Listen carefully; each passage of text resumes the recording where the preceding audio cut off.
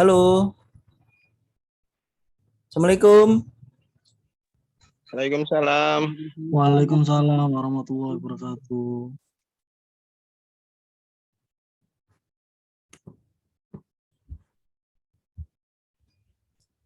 Eh, 1, 2, 3, 4, 5, 6, 7, 8, 9, 10, 11.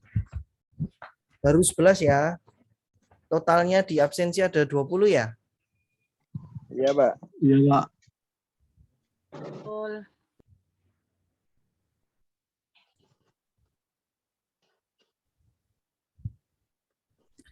Saya ceknya.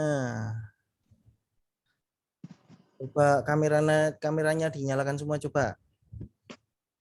Saya ben aku ana sing kenal. Dik peno cak iki, Dik. Iki lho. Iki lho, batik. Ambil akak lampu nih. Ben ana sing kenal aku. Iya, Pak. Sebentar, Pak.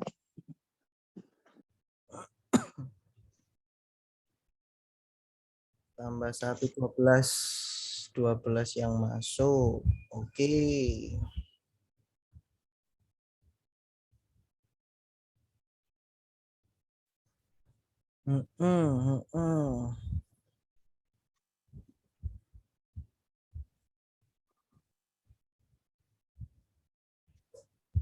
Rifki Ulul ini belum keluar orangnya. Terus Fikri wes, iki kayak kenal Fikri aku iki. Lho ana Alawi iki, ana Mas Alawi aku rada gak kenal nih Alawi iki. Ada Mbak Novia di Darmawan. Ayo mana yang belum muncul videonya?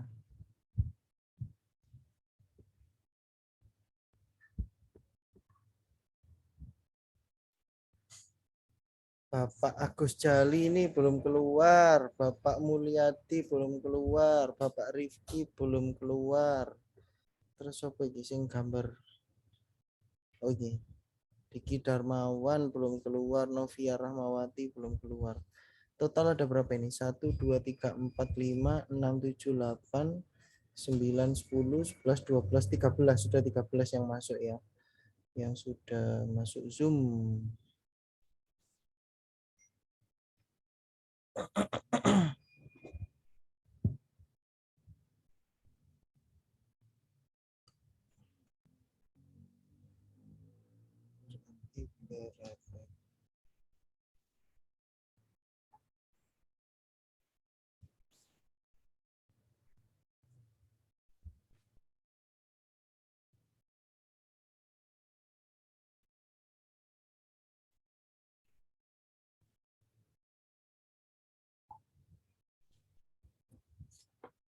Oke, mana?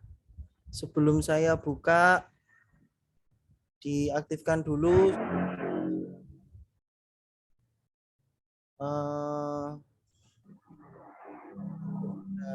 Pak Mulyadi, Bapak Muhammad Alawi ini belum keluar.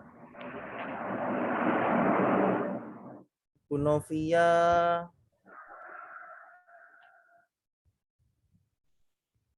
Diki Darmawan sudah, Ahmad Ufik sudah. Hari ini kayak kenal ini saya ini.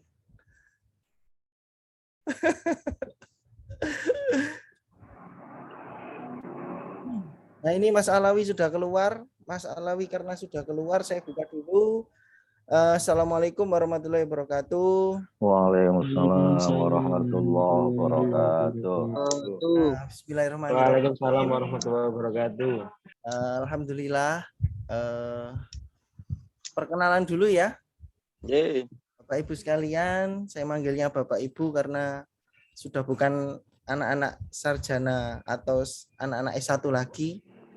Strata 1 ya, sudah masuk strata 2, yang mana di program studi Magister Manajemen ini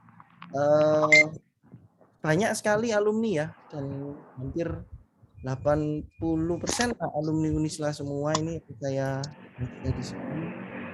Mulai dari ada Mas Rifki juga ini, ada Bapak Edi, ada Bapak Alawi, ada Ibu Ike, ada Bapak Fikri, Komandan, ada Mbak Novia nih belum keluar ini Mbak Novia ini, Bapak Rifki, Bapak Mulyadi. Baik, untuk pertama-tama nggih semuanya Bapak Ibu sekalian saya absen dulu. Ini absennya manual saja ya karena saya dikasih Mbak Ria absensi ini, absensi manual. Untuk pertemuan pertama ini online, nggih Bapak Ibu. Lalu untuk pertemuan selanjutnya saya kepingin offline atau di kelas karena saya ingin lihat penguasaan materi dari Bapak Ibu sekalian. Untuk yang saya panggil ya, boleh di mute semua, boleh di mute semua. Yang saya panggil minta tolong nanti langsung dijawab. Kalau enggak ada ya nggak usah dijawab. Wancen gak ono. Yang saya panggil tolong dijawab dan dari alumni S1 mana gitu ya. S1-nya mana, fakultas apa, prodi apa. Lalu nggak pakai lulus tahun berapa nggak usah wis. Nggak usah ya. Baik, yang pertama sekarang tanggal 21 Oktober. Aan Widianto. Ada Aan Widianto. Tanggal 22 Pak Rizal. Oh iya maaf, tanggal 22 ya sekarang. Oh iya ya. 22. Nggih, terima kasih tadi Bapak siapa tadi? Saya kasih poin. Tanggal 22 habis upacara saya masih belum ganti nih.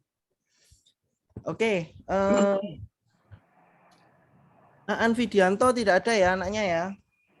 Bapak Aan tidak ada ya. Bapak Aan tidak ada. Abdul Dohir, mana Bapak Abdul Dohir? Ya, Saya Pak. lihat mana sih? Mohon yang lain di mute ya, yang lain di mute dulu. Ya, Pak. Bapak Abdul Dohir, nggih. Ya, Pak. Perkenalan Pak nggih. Nggih. Bapak Abdul Dohir dari mana Bapak asalnya?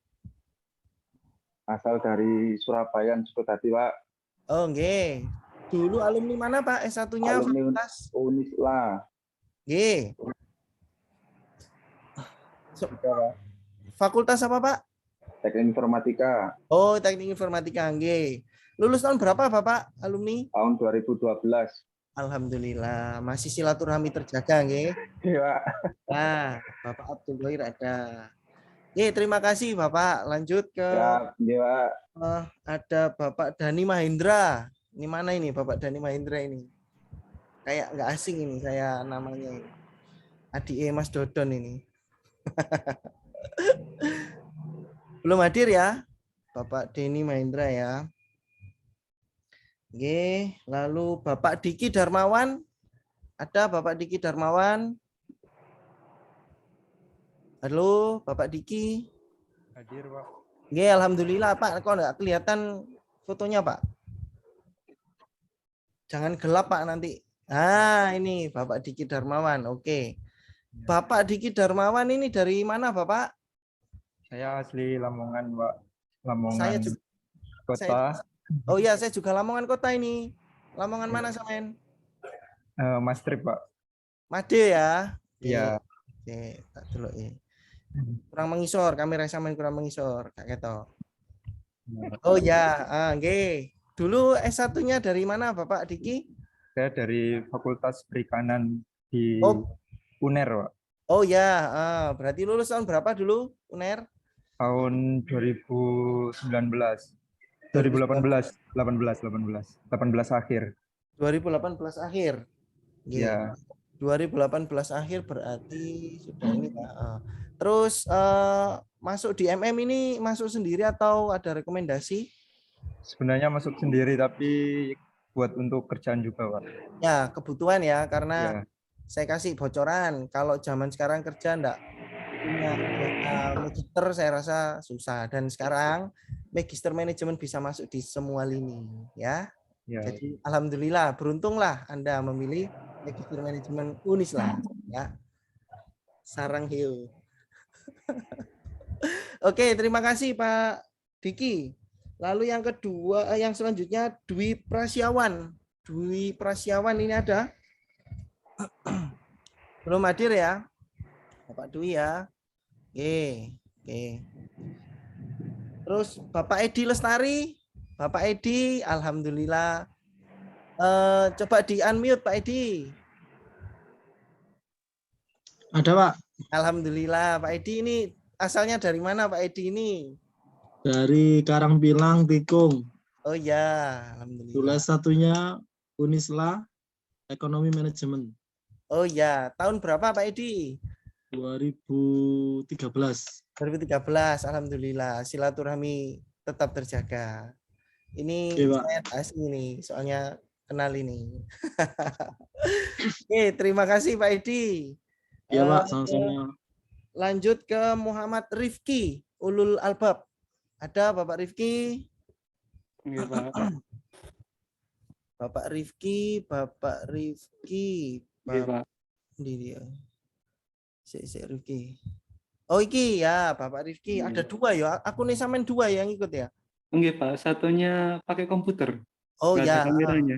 Nggih. nggak apa-apa pakai ini. Terus untuk Mas Rifki sendiri asalnya dari mana Mas Rifki? Asalnya dari Unisla sendiri. Rumahnya. Rumahnya. Rumahnya dari Karangbinangun, Pak. Karangbinangun Dile, Rifki. Karangbinangun Baranggayam. Oh, Baranggayam. Ya, soalnya Mas Alawi juga Karangbinangun. Lalu alumni tahun berapa? Dari fakultas apa? Alumni 2018, Pak. Hmm, Dari Teknik Informatika. Teknik Informatika. Oke, baik. Ini kebetulan Mas Rifki juga standby di kampus ya. Nggih, Terima Pak. kasih Mas Rifki. Selanjutnya Ibu Oktavia Ike Wijaya. Mbak Ike. Ya Pak Rizal. Ya Pak Alhamdulillah. Rizal. Ini PJMK ini Mbak Ike ini mengingat. Fotomu Mbak Ike, alhamdulillah. Ya Mbak Ike asalnya dari mana Mbak Ike? Dari dekat Kulon, Pak. Nah, dekat Kulon. Dulu alumni tahun berapa dari fakultas? Tahun 2018.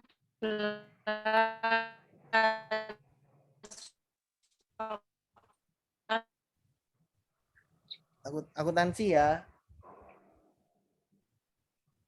Oke, baik. Oke. Nah, ini Mbak Ike juga ini selain ini saya setiap hari bertemu ini. Oke, baik. Terima kasih Mbak Ike. Lanjut ke Ya, Bapak Ahmad Ufik. Bapak Ahmad Ufik mana? Oke. Assalamualaikum Bapak. Waalaikumsalam, Pak. Oke. Bapak dari mana Bapak asalnya? Dari Payaman Solo Kuro. Alhamdulillah Solo Kuro ya. Dari S1-nya dulu di mana Bapak? Dari Unisla, cuman kampus Sunan Derajat dulu. Oh nggih, kampus Sunan Derajat dulu nggih. Berarti Ya. yo barengane Sangat lama. Barengane Hilmi, Gus Hilmi ya. Mas Hilmi. Oh, nggih. Nggih, barengan itu wong lawas-lawas iki. Kampus Lawas. Derajat masihan ini. Nggih, dari Payaman Solo Kuro nggih. Nggih, Bapak. Nggih. Lulus tahun berapa dulu berarti Bapak?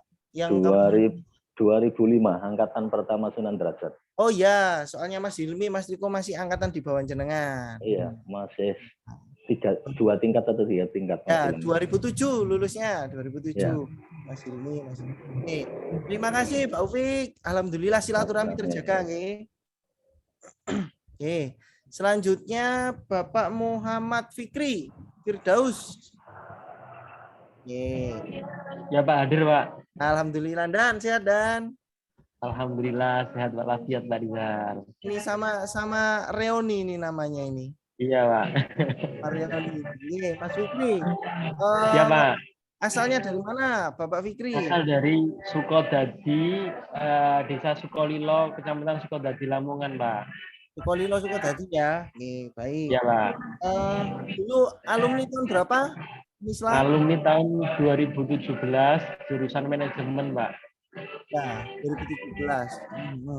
Ya. Oke, siap. Oke. Baik, terima kasih Mas Fikri. Saya lanjut ke Sama-sama, Pak. Mbak Novia. Ada Mbak Novia? Mbak Novia Rahmawati. Oh, ini masih di luar ini mungkin. Ada tapi ya. Oke. Halo Pak. Halo. Assalamualaikum. Salam warahmatullahi. Ini gambarmu, Nduk. Kak Keton, Nduk. Iya, masih di jalan Pak ini. Ya wes, hati-hati. Iya, maaf Pak ya. Ya, nanti kalau sudah dibuka ya.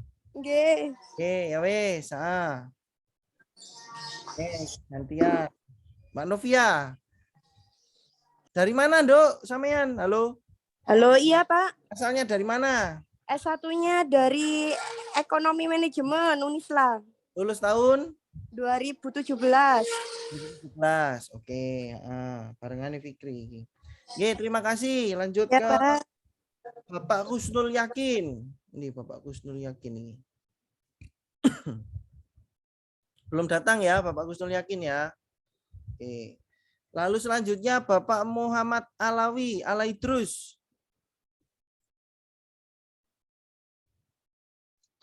Ya Pak, hadir. Ya, Bapak Alawi. Dari mana ini Pak Alawi? Dari Karangbinangun. Karangbinangun di Karangbinangun nih. Karangbinangun tapi sekarang deportasi ke Turi. Melok bojo. Iya. Ya, terus dulu S1 dari S1 dari Teknik Elektro. Lulus tahun Lulusan tahun 2017. 2017. Sama ini nang kampus Iya. tapi. Sekolah alam, Pak. Di sawah. Sinyale apik nang kono. Apik ya, sinyale ya. Baik sekali. Ya wes. Oke, terima kasih Bapak Alawi. Terus Adika Kurnia Setia ada? Belum ada ya? Adika ya? Oke, belum hadir. Adika belum hadir. Terus Bapak Rifan. Ada Bapak Rifan? Ya, Pak. Oke, Bapak Rifan. Oke. Monggo Bapak asalnya dari mana? Ya, dari Serah Panceng. Oh, dari Gresik ya, Panceng ya. Panceng. Ya, alhamdulillah. Terus dulu S1-nya dari mana, Bapak? S1-nya di Komarudin Bunga, Pak.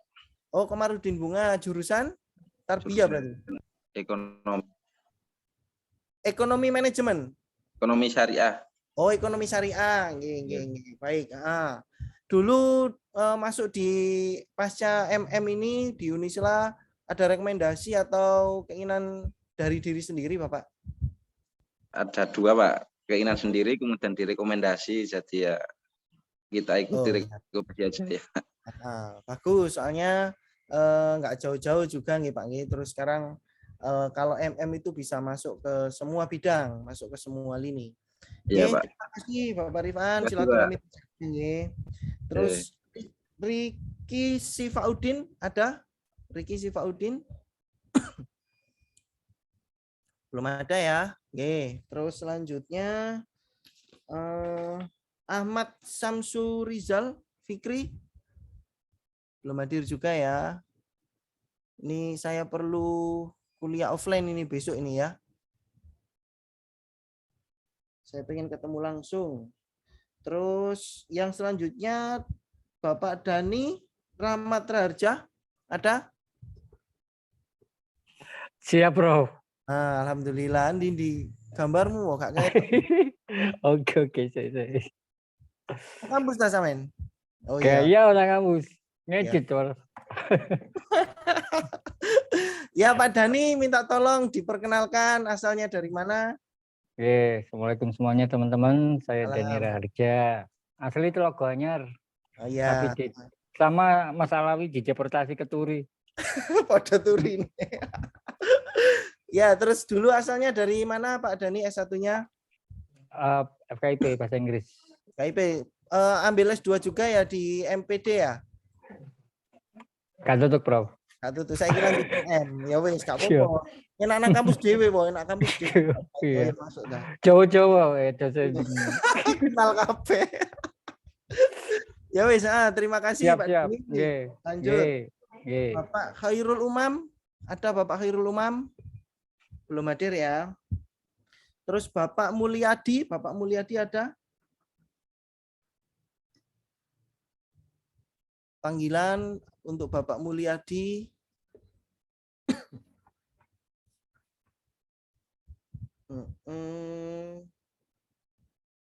Belum ada ya Bapak Mulyadi ya, tapi hadir beliaunya. Terus yang belum dipanggil Bapak Ibu semua sudah semua nggih? Belum, Pak. Oh ya, Bapak Agus Jali. Siap. Bapak Agus Jali.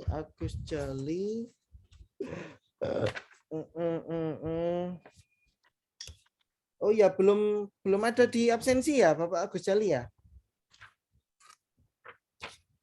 Oke, Bapak. Mana paling Pak, ono absen. Lah iya, endi. Oh iki nggih Bapak Agus Jali nggih. Besok saya tak tanya ke TU-nya nggih. Siap. Agus Jali. Bapak Agus Jali asalnya dari mana, Bapak? Tikung. Tikung, nggih, Tikung. Terus dulu S1-nya Bapak dari mana? Unisla, Pak. Oh, ya, alhamdulillah. Alumni fakultas apa, Bapak? Ekonomi manajemen angkatan tahun 2005, Pak. 2005. Masih pakai obat lamuk dulu kuliah. Nah, kuliah dulu cek obat lamukan, kampusnya cek pindah-pindah, kadang nanggone sawah, kadang nanggone. Ya alhamdulillah Pak, silaturahmi tetap terjaga nggih Pak nggih. Siap. Baik, terima kasih semuanya. Ini sudah saya absen, sudah saya rekap. Ada total 1 2 3 4 5 6 7 8 9 10 11 12 13 nggih Pak nggih, dari 21 yang hadir, yang ada di absensi ada 13 yang hadir Bapak Ibu sekalian.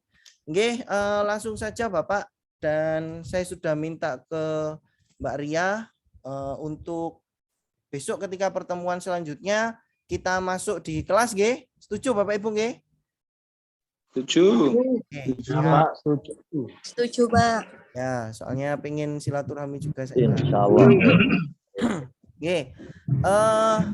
Yang pertama Bapak, ini langsung materi motor apa-apa nggih? Nggih, Pak. Dan pakai perkenalan saya. Perkenalan ya. Oke. Assalamualaikum warahmatullahi wabarakatuh, Bapak sekalian.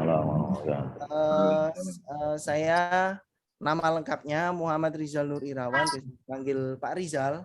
Saya dari Fakultas Ekonomi Manajemen, sekarang di Pasca Sarjana Magister Manajemen.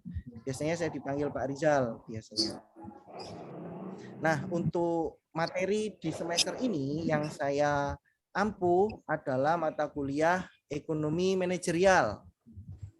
Nggih, Bapak Ibu, jadi di Ekonomi Manajerial ini saya sudah punya persiapan, tugas individu maupun tugas kelompok.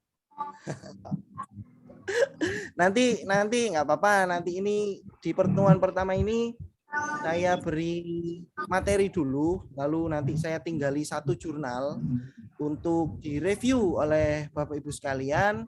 Nah, ketika masuk besok, minta tolong nanti dikumpulkan review dan review jurnalnya dan analisis hasil dari review jurnal tersebut nanti lalu dipresentasikan. Nanti ada beberapa mahasiswa yang saya panggil untuk presentasi singkat ke depan dari hasil analisis, dari hasil review, dan dari hasil membandingkan dengan pendapat Bapak Ibu sekalian. Nah, sebab di ekonomi manajerial ini adalah penjabaran dari mata kuliah Magister Manajemen, yang mana jurusan yang kita ampuh adalah jurusan manajemen. Nah, otomatis kita fokus pada bagaimana sih cara pengelolaan manajerial yang baik di bidang ekonomi khususnya nanti yang saya bahas adalah di perusahaan. Oke, karena waktu yang saya miliki cuma singkat ya, jadi langsung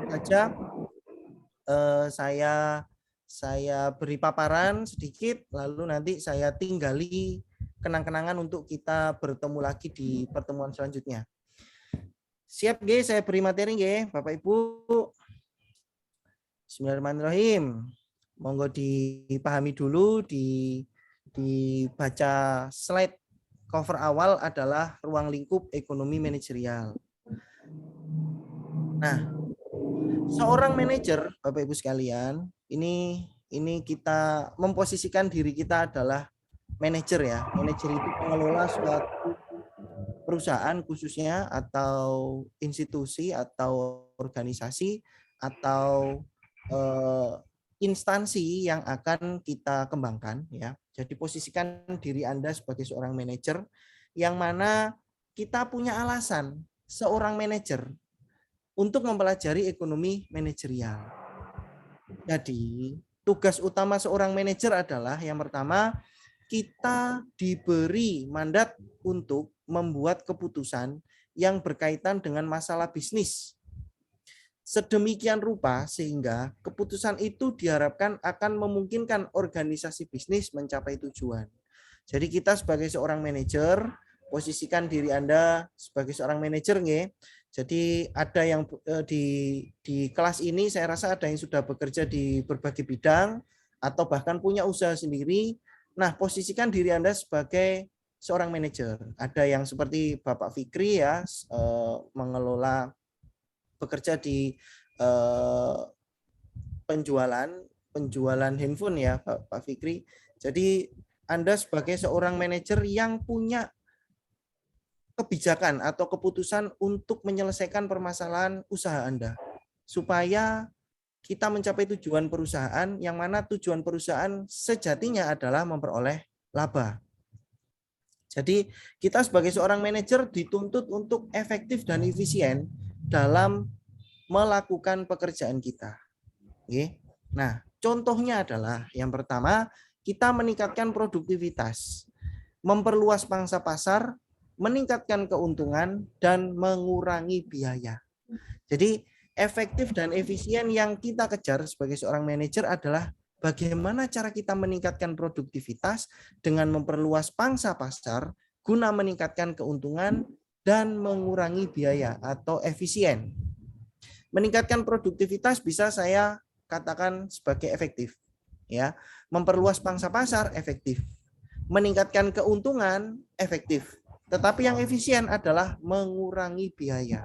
Nah, jadi saya ini kebetulan kecil ini diajari bakul ya sama orang tua saya. Jadi seorang pengusaha itu dituntut untuk efektif dan efisien. Jadi kita seefektif mungkin memperoleh keuntungan atau mencapai target yang ditargetkan oleh perusahaan. Tetapi kita juga harus seefisien mungkin dalam mengurangi biaya. Jadi oleh karena itu seorang manajer dituntut untuk efektif dan efisien. Ini perlu Bapak Ibu sekalian catat, kita perlu efektif dan efisien ya. Next. Nah, dalam ekonomi manajerial ada beberapa aplikasi dari teori ekonomi dan perangkat analisis ilmu keputusan yang kita bahas. Sebagaimana organisasi dapat mencapai tujuan atau maksud dengan cara paling efisien. Nah, kembali lagi ke kata-kata efisien. Oke. Nah, ini adalah pengertian dari ekonomi manajerial, Bapak Ibu sekalian. Jadi dalam ekonomi manajerial, kita punya masalah dalam mengambil keputusan. Nah, masalah dalam mengambil keputusan ini ada di tingkat seorang manajer atau ada di manajemen. Manajer tidak bisa berjalan sedemikian rupa. Manajer tidak bisa berjalan sendiri. Manajer punya manajemen. Manajemen adalah sistem yang membantu manajer dalam menyelesaikan permasalahan yang ada di perusahaan. Oke, Bapak Ibu sekalian, kalau ada apa-apanya enak, kalau di kelas enak, bisa saya gambarkan, bisa saya tunjukkan, bisa saya beri paparan singkat melalui papan tulis. Jadi manajer ini dibantu sistem manajemen, yang mana sistem manajemen di bawahnya, kalau dalam perusahaan itu ada 5 besar. 5 besar yang pertama adalah manajer keuangan. Ini mengelola keuangan supaya efektif dan efisien. Yang kedua adalah manajer pemasaran. Manajer pemasaran ini tugasnya adalah ujung tombak perusahaan. laku atau tidaknya perusahaan tergantung dari mana? Tergantung dari bagaimana cara manajer pemasaran dalam menjual produk. Oke. Jadi laku atau tidaknya produk yang ditawarkan perusahaan sebagaimana cara seorang manajer pemasaran dalam menawarkan produk. Manajer keuangan, manajer pemasaran, yang ketiga adalah manajer sumber daya manusia. Manajer sumber daya manusia ini adalah bagaimana cara kita mengatur, mengorganisasikan, mengelola karyawan yang ada di lingkup perusahaan kita. Yang keempat, manajer strategi. Bagaimana cara kita menyusun strategi bisnis. Strategi bisnis menyusun dengan cara apa? Kita yang pertama adalah melihat pangsa pasar, melihat pesaing, melihat harga jual barang pesaing, melihat kemampuan internal perusahaan. Ya. Dan yang kelima adalah manajer operasional dan produksi.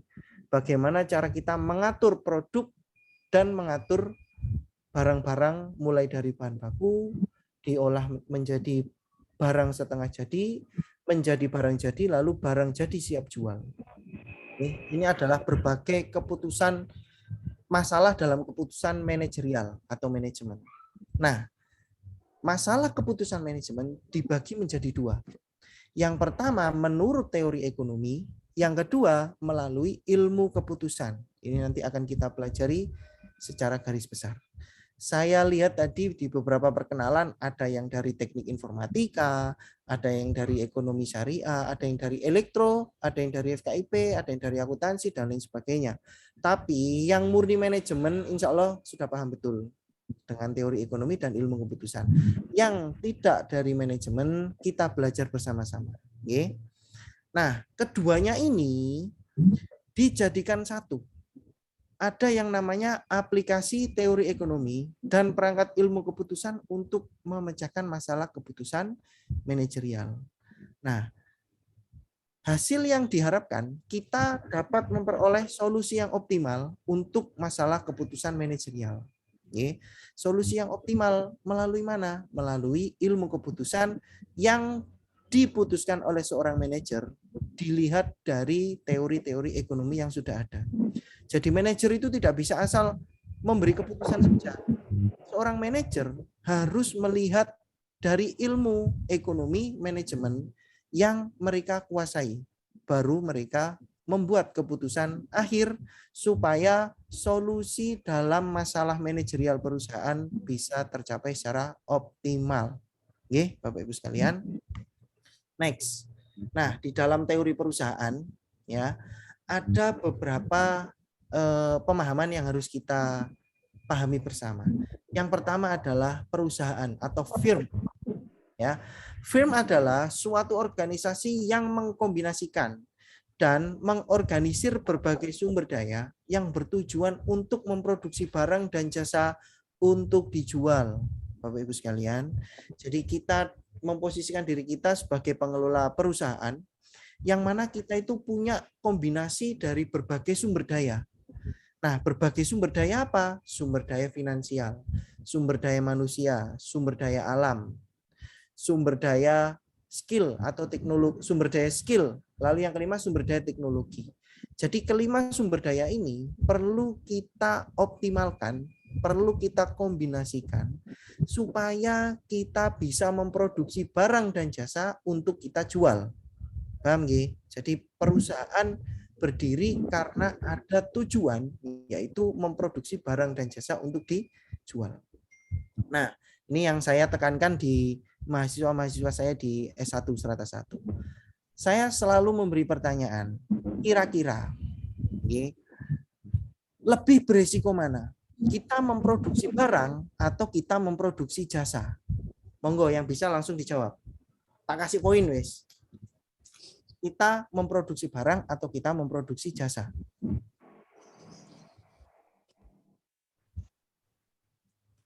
Produksi jasa, Pak. Ya. Satu-satu. Sebutkan nama dulu. Yang pertama. Agus Jali. Pak Agus Jali, apa Pak? Jasa atau barang, Pak? Barang. Nah, oke, saya tampung dulu. Lalu selanjutnya siapa? Memproduksi barang, Pak.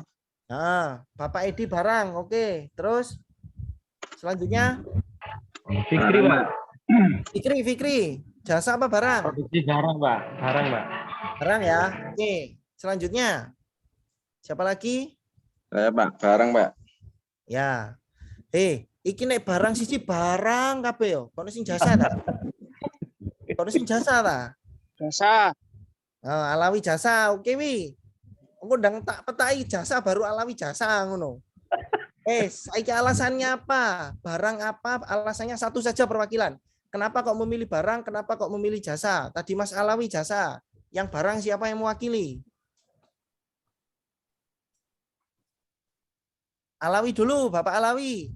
Kenapa kok memilih jasa? Jawabanmu apa, Le?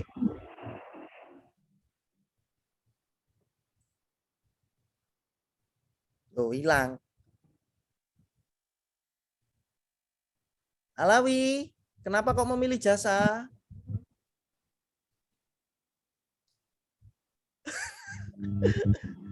Wes, yang barang dulu. Yang barang siapa yang mewakili? Kenapa kok memilih barang? Kalau barang Dalam memproduksi barang itu kan ada masa expirednya, Pak. Dan apabila itu tidak laku di pasar, maka perusahaan akan merugi. Sedangkan untuk jasa kan tidak ada masa expirednya. Jadi kalaupun untuk jasa yang ditawarkan tidak laku, kemungkinan kerugian itu kecil, hanya saja tidak mendapat keuntungan. Ya, wes. Jadi kalau menurut Bapak Ibu sekalian, saya rasa yang jasa belum ya, tapi tadi sudah diwakili Bapak Edi karena ini online ya, jadi saya kurang merasa puas untuk memberi materi dan kita sharing bersama. Nah, jadi besok pertemuan saja saya pengen offline. Jadi begini Bapak Ibu sekalian, dari apa yang dipaparkan oleh Bapak Edi, kalau barang itu ada masa expirednya, otomatis akan mengalami kerugian jika tidak terjual, ya. Tapi kalau jasa mungkin resikonya hanya mengalami sedikit keuntungan, ya. Nah, kalau saya disuruh pilih mana, memproduksi barang atau memproduksi jasa, kalau saya lebih memilih jasa, ya, Bapak Ibu sekalian, lebih memilih jasa. Kenapa? Karena jasa, ya. Ini pengalaman saya pribadi ya, Kalau barang, saya umpamakan, saya kan distributor air mineral ya, di keluarga saya pengusaha semua, rata-rata distributor semua. Jadi kalau kita barang, ya, barang yang memproduksi adalah pabrik atau mengirim barangnya rusak akan diatur oleh distributor, ya. Sehingga distributor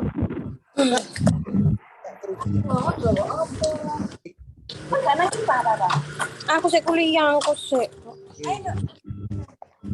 Kurang ada sar iki. Di unmute dulu, Nduk. Wis ya, saya lanjutkan ya.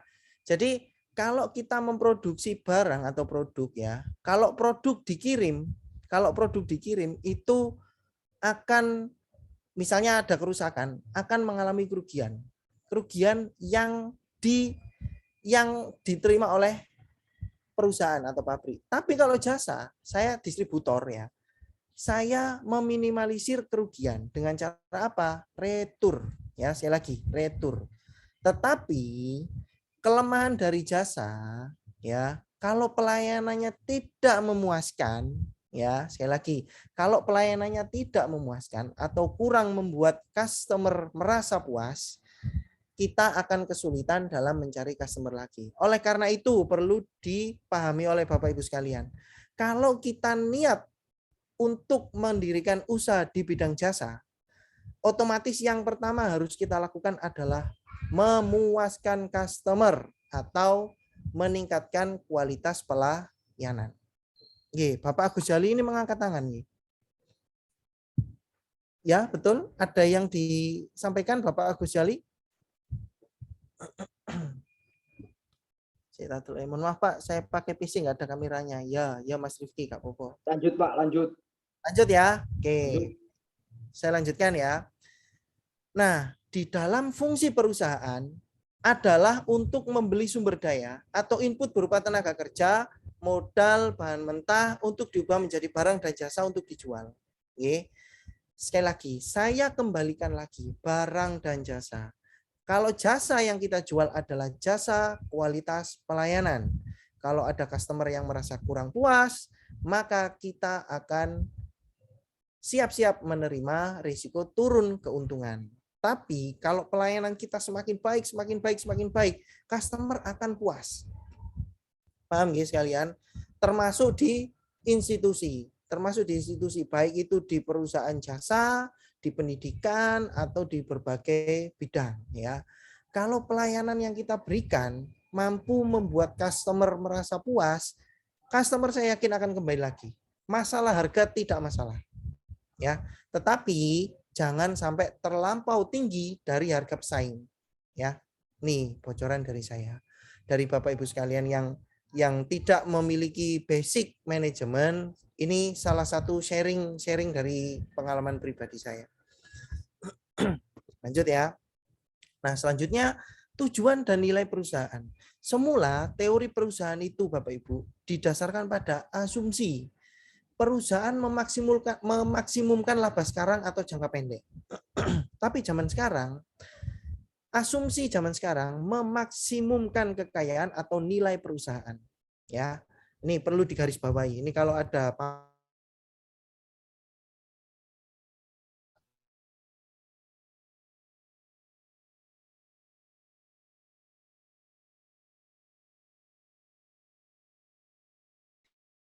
jadi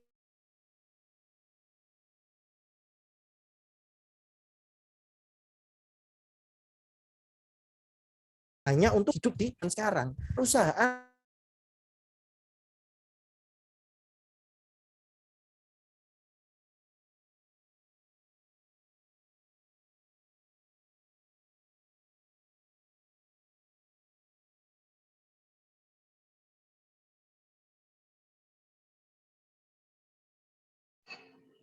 Putus-putus, Pak.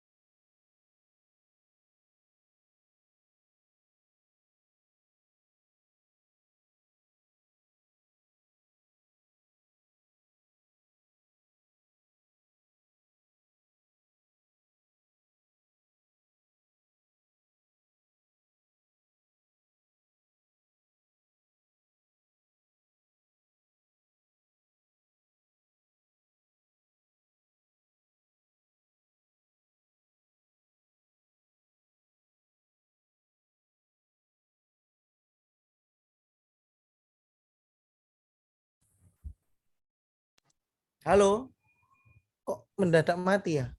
Waktunya sudah habis mungkin. Ini diingatkan waktu.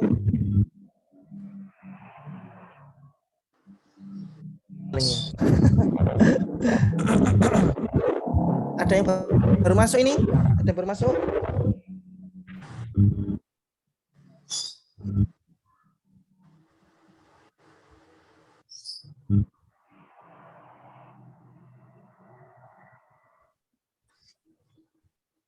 Oke, halo, sudah dengar semua nggih? Insyaallah. Ada yang masih belum bisa bergabung? Halo? Sudah, Pak. Oke, udah keluar lagi saya. Oke. Oke, baik, saya lanjutkan ya.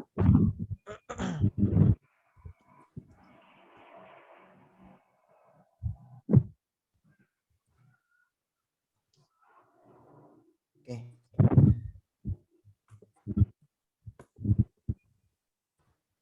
Nah, ini. Oke, jadi yang saya ulang lagi adalah, jadi kalau zaman dulu ini kok terus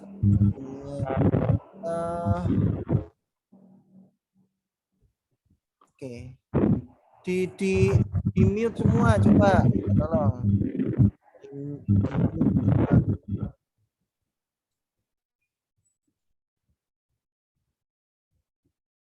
Oke, baik, terima kasih, saya lanjutkan. Jadi kalau zaman dulu ya, perusahaan itu ada karena untuk mendapatkan laba jangka pendek, yang mana laba jangka pendek ini untuk menghidupi perusahaan di hari selanjutnya, hari selanjutnya, hari selanjutnya. Tetapi zaman sekarang, perusahaan sekarang sudah memperhatikan value atau nilai tambah yang berkesinambungan di masa-masa yang akan datang. Jadi zaman sekarang perusahaan itu sudah fokusnya pada aset jangka panjang. Nah, dicerminkan dari nilai sekarang, dari semua keuntungan perusahaan yang diharapkan di masa depan. Keuntungan perusahaan di masa depan harus difokuskan ke masa sekarang karena $1 keuntungan di masa depan harganya lebih sedikit dari $1 keuntungan saat ini. Jadi maksudnya itu begini, kalau zaman sekarang ya, di perusahaan zaman sekarang itu mencari laba rupiah. Tetapi kalau kita rupakan value atau aset di masa depan, itu akan bertambah lebih banyak. Ya, jadi yang kita fokuskan jangan mencari laba saat ini, tapi di masa yang akan datang. Istilahnya dikumpulkan untuk mencari aset perusahaan, dikembangkan lagi. Misalnya kita punya perusahaan kita punya perusahaan baju ya, misalnya kita memproduksi baju. Nah, apakah baju ini selamanya hanya kita menjual baju saja? Tidak mungkin kan? Otomatis kita akan mengembangkan diferensiasi produk, yang mana diferensiasi produk ini ya bisa berupa celana, bisa jaket, bisa kardigan, bisa baju anak, dan lain sebagainya. Jadi yang kita fokuskan adalah value atau nilai atau kesinambungan, sustainable ya. Oke, diferensiasi produk namanya. Nah, selanjutnya nilai perusahaan. Jadi dalam perusahaan itu ada nilai. Nilai itu contohnya apa saja sih, Pak? Contohnya, bagian pemasaran dapat mengurangi biaya yang berhubungan dengan output pada tingkat tertentu dengan mempromosikan penjualan pada musim sepi. Misalnya ya, jika musim zaman sekarang kan musim teknologi digital ya. Misalnya antara pandemi dan tidak pandemi, yang kita pahami waktu pandemi dulu. Waktu pandemi semua usaha sambat kabeh. Sambat kok sepi gitu ya. Tetapi waktu pandemi ini adalah bagaimana cara kita mengoptimalkan marketing pemasaran secara digital. Jadi otomatis kita mengurangi promosi kita secara langsung ke customer. Paham nggih? Jadi kita hanya istilahnya kita itu hanya mengeluarkan modal saja untuk pemasaran digital. Kita tidak perlu datang door to door ke customer. Itu akan menghemat biaya ya. Tetapi kalau masa penjualan sudah normal seperti saat ini, ya kita juga jual digital, ya kita jual secara langsung, direct marketing ya. Paham nggih, Bapak-Ibu sekalian? Nah, selanjutnya contoh yang selanjutnya bagian produksi dan SDM dapat mendorong penjualan melalui peningkatan kualitas dan pengembangan produk baru. Jadi bagian produksi dan SDM saat ini bisa memaksimalkan kita meningkatkan kualitas produk kita serta mengembangkan produk baru kita. Zaman dulu Bapak Ibu, kalau kita punya mobil, mobilnya ya hanya bisa jalan, hanya bisa digas rem saja pakai manual ya. lalu dikendarai secara manual, ya. Tetapi seiring perkembangan waktu, mobil zaman sekarang itu sudah bisa nyetir sendiri. Nah, itu adalah pengembangan produk baru, ya, atau biasa dibilang zaman sekarang itu development product, ya. Jadi dengan mengadakan beberapa kemajuan-kemajuan khususnya di bidang teknologi, ya. Dengan kalau Toyota itu TSS, Toyota Safety Sense, ya, yang katanya tidak bisa nubruk mobil depannya, akan mengerem mendadak kalau mobil depan juga mengerem, ya. Kalau Honda itu Honda Sensing, ya. Kalau Tesla itu mode autopilot, malah supirnya sambil drivernya tidur, mobilnya bisa tinggal dimasukkan peta, tapi ini baru ada di barat, ya, khususnya di Amerika karena jalanannya sangat lancar. Kalau kita masukkan peta mulai dari perjalanan kita awal sampai tujuan kita akhir, yang jalan itu mobil sama satelitnya. Jadi drivernya tinggal nunggu saja, nggak pakai nyetir, nggak pakai gas, nggak pakai rem. Nah, itu adalah salah satu contoh development teknologi produk, mengimplementasikan pengembangan produk melalui teknologi. Nah, contoh lagi, bagian akuntansi dapat menyediakan informasi tentang penjualan dan biaya lebih tepat waktu dengan adanya value atau nilai perusahaan. Jadi kita lebih bisa efektif dan efisien dalam mengeluarkan budget. Oke. Nah, semua aktivitas peningkatan efisiensi perusahaan ini gunanya untuk mengurangi resiko. Resiko apa? Resiko dari rugi, ya, Bapak Ibu sekalian. Jadi kita menghindari rugi dengan cara meningkatkan efektivitas dan efisiensi. Nah, kendala-kendala di perusahaan. Jadi di dalam perusahaan ada beberapa kendala yang memaksimumkan kekayaan kita ini. Dalam memaksimumkan kekayaan memiliki beberapa kendala. Yang paling pertama adalah kendala sumber daya. Sumber daya yang pertama apa? Sumber daya modal, ya. Yang kedua sumber daya manusia. Yang ketiga sumber daya teknologi, ya.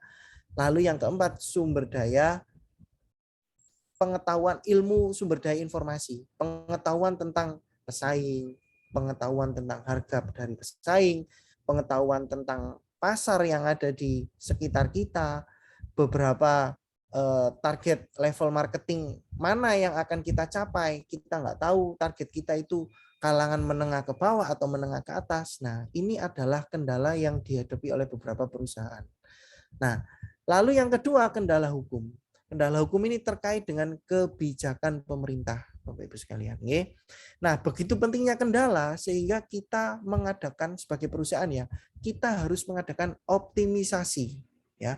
Adanya kendala akan membatasi besarnya kemungkinan atau kebebasan tindakan perusahaan dan membatasi nilai perusahaan sampai ke tingkat yang lebih rendah dibandingkan bila kendala tidak ada. Nah, jadi dari kendala ini kita bisa melihat seberapa besarnya tingkat efektif dan efisien yang akan kita capai. Misalnya, ini pengalaman bagi perusahaan kita juga. Kalau ada masalah yang datang, kita belajar dari masalah tersebut dan mencari solusi terbaik untuk mengatasi masalah. Begitu juga ketika ada masalah yang akan datang, kita bisa menyelesaikannya didasarkan dari pengalaman-pengalaman yang sudah kita peroleh. Misalnya, ya, dari pandemi lalu. Pandemi lalu, ya, Bapak Ibu sekalian. Ini sekaligus jadi pertanyaan, ya. Saya pengen semuanya paham betul situasi yang kita hadapi di pandemi lalu dan pasca pandemi. Kira-kira Bapak Ibu sekalian, di masa pandemi, ya, sistem perekonomian apa yang bisa kita pelajari dari masa pandemi yang lalu? Ayo, yang bisa silakan dijawab dan dijabarkan alasannya. Tak kasih poin. Tadi Mas Edi sudah dapat 1. Pak Edi sudah dapat 1, Pak Edi Sari. Dari masa pandemi kita bisa belajar apa, sistem perekonomian seperti apa, dan sebutkan alasannya.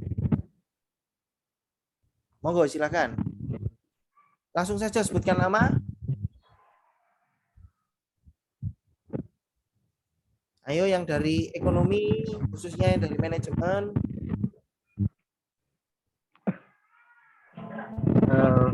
Fikri Pak, masuk Pak. Oke, sebutkan nama, sebutkan nama. Fikri Firdaus Pak Rizal. Oh ya, Mas Fikri. Monggo silakan. Mungkin kalau pendapat saya, sistem yang bisa diterapkan di waktu pandemi yang kemarin yang kita bisa ambil pelajaran yaitu ekonomi kita pakai online Pak Rizal. Jadi semuanya bisa kita akses secara online, baik pembelian barang-barang yang primer ataupun barang-barang pokok Pak Rizal. Terus konsekuensinya bagi masa yang sekarang apa? Konsekuensinya, jadi kalau perusahaan ataupun orang yang berusaha yang tidak melek teknologi, dia ketinggalan Pak. Nah, otomatis ya Bapak Fikri, apakah ada pelajaran berharga yang bisa kita petik dari pandemi kemarin? Ada Pak Rizal. Apa? Pak? Bahwasanya sebuah ilmu teknologi itu harus kita pelajari, tidak memandang kapan waktunya, gitu Pak Rizal. Manfaatnya apa? Manfaatnya kita bisa sebutkan 3 manfaat aja, 3 manfaat. Dengan adanya yang digital marketing, apa manfaatnya? Untuk menunjang perekonomian, maksudnya untuk membuat pemasaran kita lebih lancar, Pak. Ya, oke. Terus yang kedua? Terus yang kedua, membuat simple lah intinya. Kita nggak usah kemana-mana. Lebih efisien ya? Efektif ya? Lebih efisien, Pak. Ya. Terus yang ketiga lebih hemat, Pak. Lebih hemat bahan bakar. Efisien tadi hemat. Nah, sudah itu yang kedua, yang ketiga apa? Yuk. Yang ketiga, kita bisa memperluas pangsa pasar. Catatan dulu ya. Ya Fikri ya. Nah, jadi kita bisa memperluas pangsa pasar kita yang mulanya ya hanya misalnya tingkat lokal. Ini pengalaman pribadi saya ya, yang saya dapat beberapa masukan dari teman-teman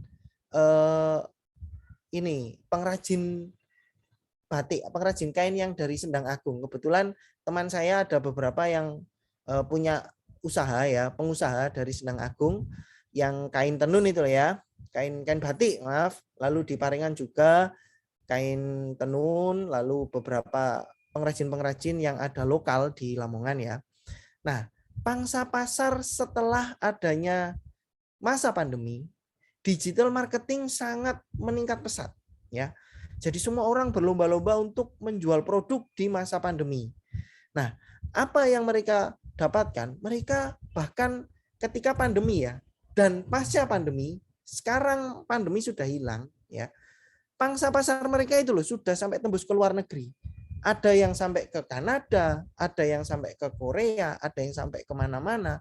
Nah itu kenapa? Karena mereka sudah melek teknologi. Akhirnya orang itu mau nggak mau itu belajar tentang pemasaran online. Setuju atau tidak? Semuanya setuju ya? Setuju, Pak. Jadi oleh karena itu, Bapak Ibu sekalian, ya, kita belajar dari pengalaman yang akan membuat kita lebih memiliki nilai, yaitu nilai perusahaan. Nilai perusahaan apa? Kita yang pertama ya, dari pandemi hingga pasca pandemi. Yang pertama, kita memperluas pangsa pasar. Yang kedua, kita lebih efektif dan efisien. Kita tidak perlu moda transportasi, misalnya kita beli mobil truk, beli mobil-mobil besar untuk pengiriman, kita tidak perlu.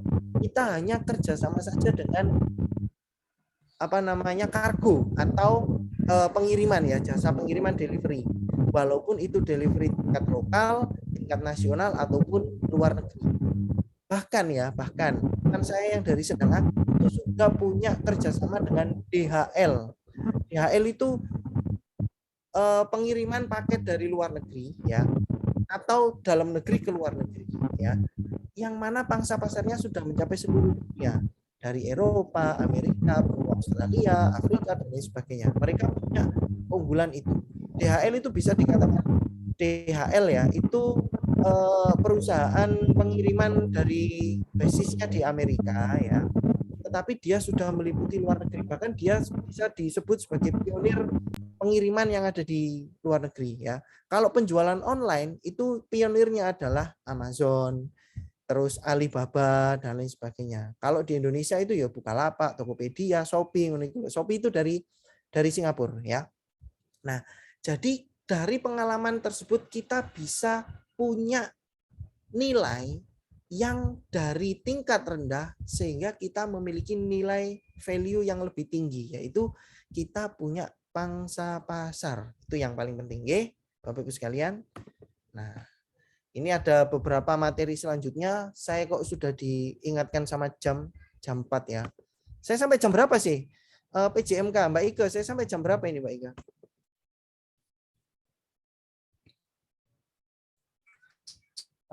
Sampai jam piro iki aku? Sampai jam 4 atau setengah 5?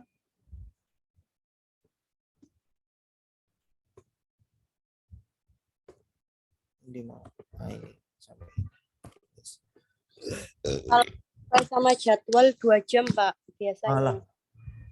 Tapi kan ini online. Oh, ngono ya. Berarti nek online sak jam ya? Iya. Karena hari Sabtu pulang sore. Ya wis, kalau Sabtu minggu depan berarti saya masuknya jam 10 ya. Jam 10 sampai jam 12 ya. Iya, Pak. Iya, Pak. Baik, untuk materi selanjutnya saya berikan minggu depan saja ya, pas offline ya. Oke, Pak. Oke.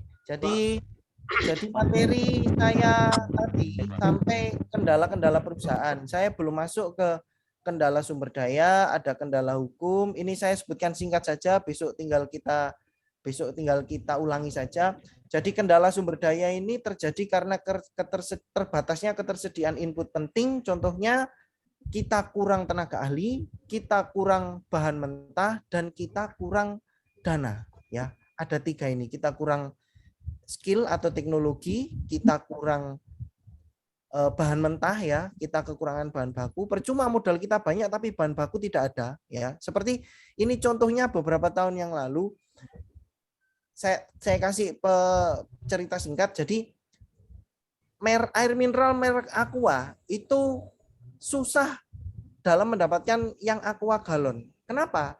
Karena modalnya Aqua itu setelah disuntik modal oleh Danone dari Prancis ya, itu mereka benar punya modal banyak, tetapi mereka kekurangan biji plastik untuk membuat galonnya.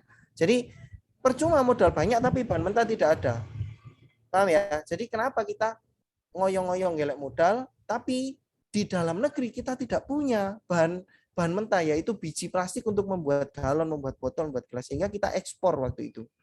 Nah, itu terjadi tahun 2012-2013. Keterlangka air mineral galon, Aqua galon. Nah, jadi 3 itu ya, kendala sumber daya. Lalu kalau kendala hukum kita biasanya terkait dengan peraturan yang diterbitkan oleh pemerintah, ada upah minimum, ada standar kesehatan dan keselamatan, ada standar emisi polusi, dan hukum tentang praktik bisnis yang tidak jujur. Nah, ini beberapa kendala hukum yang dihadapi oleh perusahaan. Ini kita bahas di minggu depan ya.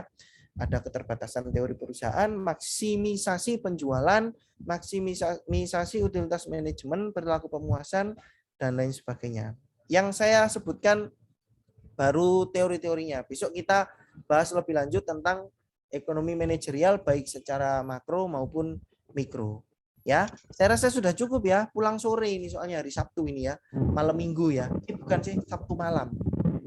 Kalau malam Minggu hanya berlaku bagi yang punya pasangan. Kalau Sabtu malam itu buat yang jomblo-jomblo ya. Oke.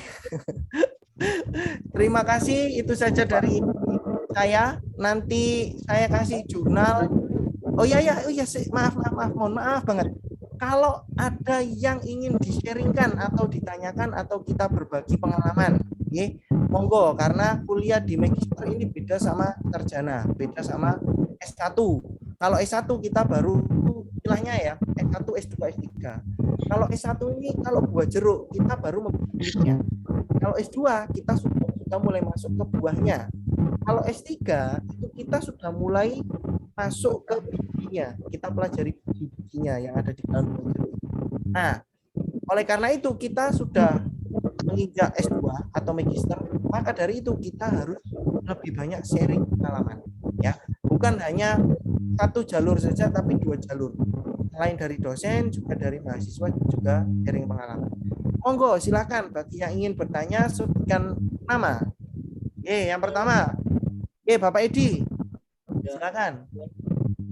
Tadi yang sudah Bapak awal, ini 5 besar posisi manajer perusahaan. Itu yang pertama, manajer keuangan, manajer pemasaran, manajer SDM, manajer strategi, dan operasional.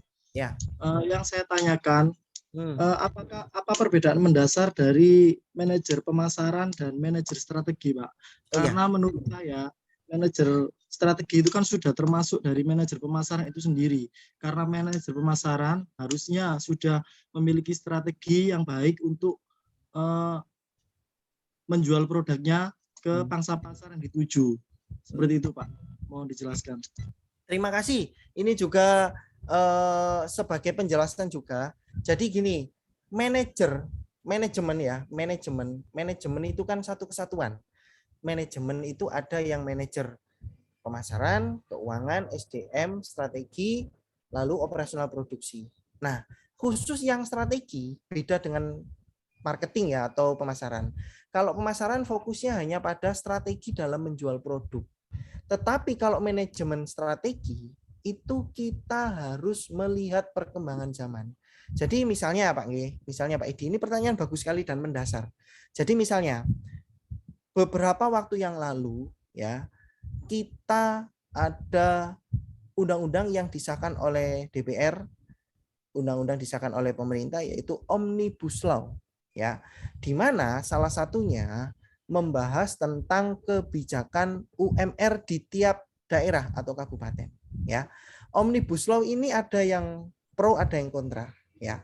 Nah, salah satu contohnya di beberapa perusahaan yang ada di Surabaya ya, Omnibus Law katanya sangat membuat perusahaan-perusahaan yang ada di Surabaya ini tertekan. Kenapa?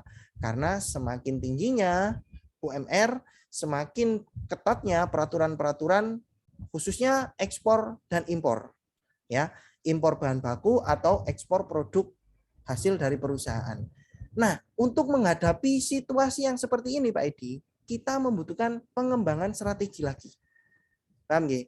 Jadi kalau strategi itu bukan hanya strategi marketing saja, tapi ada strategi dalam menghadapi eksternal, dalam menghadapi internal perusahaan juga. Nah, misalnya seperti yang saya katakan tadi, kita dalam masa pandemi, kita mengembangkan diri kita melalui digital marketing. Ya, selain itu dalam digital marketing di internal kita juga ada yang namanya WFH, work from home. Ya. Nah, ini adalah salah satu produk dari strategi perusahaan. Oke. Jadi kalau digital marketing melalui penjualan online, kita kerjasama dengan beberapa partnership, yaitu perusahaan-perusahaan delivery ya, perusahaan-perusahaan ekspedisi. Tetapi di internal kita pun juga kita mengadakan strategi work from home untuk mengurangi istilahnya penyebaran virus COVID-19. Nah, itu Pak Edi yang perlu kita garis bawahi. Ini pertanyaan mendasar dan bagus sekali pemahaman kita. Kalau marketing itu fokus pada marketing. Kalau strategi itu kita belajar untuk mengembangkan strategi apa sih yang tepat untuk meningkatkan penjualan. Selain meningkatkan penjualan, memperbaiki kinerja perusahaan meningkatkan produksi, meningkatkan kapasitas distribusi, atau semakin memperluas pangsa pasar kita melalui apa saja. Nah, ini makanya kalau kuliah di manajemen itu enak. Kita bisa masuk ke semua lini. Ya alhamdulillah, sampean-sampean kabeh kuliah magister manajemen. Jadi bisa memahami seperti ini. Oke, bagaimana Pak Edi? Paham ya? Pak. Oke, siap. Ada lagi? Ini sharing loh ya, Aku mau nih diarani ngeminteri ndak. Saya sama-sama belajar kok. Saya namanya orang juga nggak mungkin air itu dituang tumpah-tumpah, nggak mungkin. Selalu kita punya wadah baru untuk menimba ilmu juga, termasuk dari Anda semua. Makanya pengalaman Anda juga sangat berharga bagi saya. Ada lagi Bapak Ibu yang perlu kita sharingkan? Kalau enggak ada, nanti saya kasih tugas jurnal ya, tapi jurnalnya bahasa Arab. Enggak, bahasa Inggris. Nanti jurnalnya bahasa Inggris.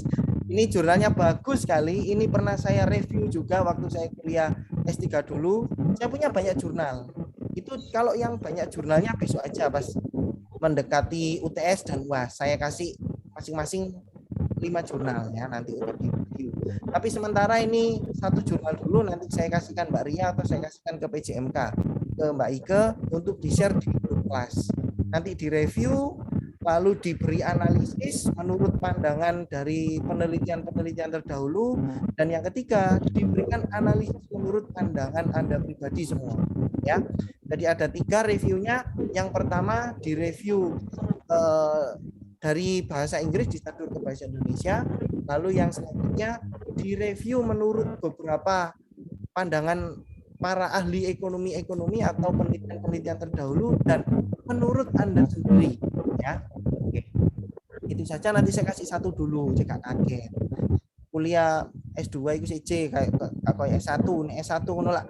Iso dikerja bareng iso nyuntuk acara ini. Kalau S2 itu lebih menuntut ke kemandirian, apalagi S3. Yes.